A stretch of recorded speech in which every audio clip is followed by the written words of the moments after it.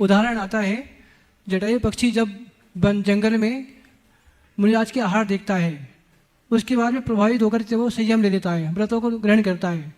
लेकिन जब वो वहाँ से लौटते हैं और जब माता पूछती है, सीता माता, कि इनका अब क्या होगा, तो मुनिराज कहते हैं कि अब इसकी व्यवस्था आपके हाथ में है, वो उनकी सेवा करती हैं।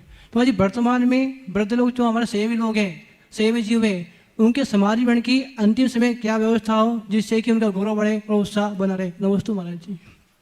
आपका प्रश्न तो अच्छा है, लेकिन वो उदाहरण कुछ घुमा हुआ दिख रहा है। जटायु व्रती नहीं था, जटायु व्रती बना था क्या? हाँ। वो तो भोग भूमि गया, स्वर्ग गया, स्वर्ग गया। चलो ठीक है। आपने जो पूछा है किसी व्रती के व्रतों के संभाल के लिए और उनकी समाधि के लिए अन्य जनों को क्या करना चाहिए, इस संदर्भ में मैं केवल इतनी बात कहूँगा कि मूलाचार में ऐसा लिखा है कि यदि किसी मुनि की संलेखना समाधि चल रही हो और उस घड़ी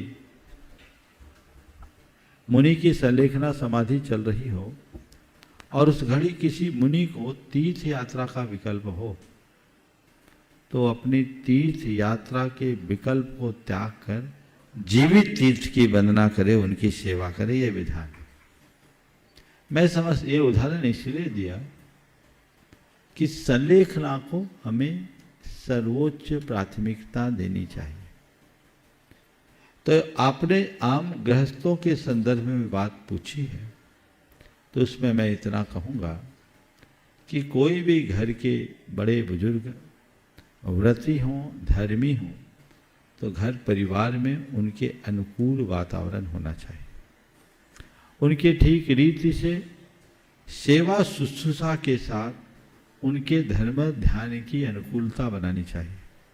उनके विकल्पों को कम करना चाहिए या विकल्प उत्पन्न करने का कोई निमित्त नहीं बनना चाहिए। उनके शारीरिक, मानसिक और आध्यात्मिक तीनों प्रकार के स्वास्थ्य का ख्याल रखना चाहिए। और जिन्हें अपनी संलेखना करानी है, उन्हें चाहिए कि वे अंत समय में घर परिवार से विमुख होकर, दूर होकर गुरु चरणों में अपना संपर्क बढ़ाए। वहाँ आपको वातावरण बनेगा और आप आगे बढ़ पाएंगे। परिवार के लोगों को भी उनको उस कार्य में सहयोग देना चाहिए। कदाचित ऐसी स्थिति अचानक बन जाए तो अत्यंत विवेक और बुद्धिमत्ता के साथ उनके धर्म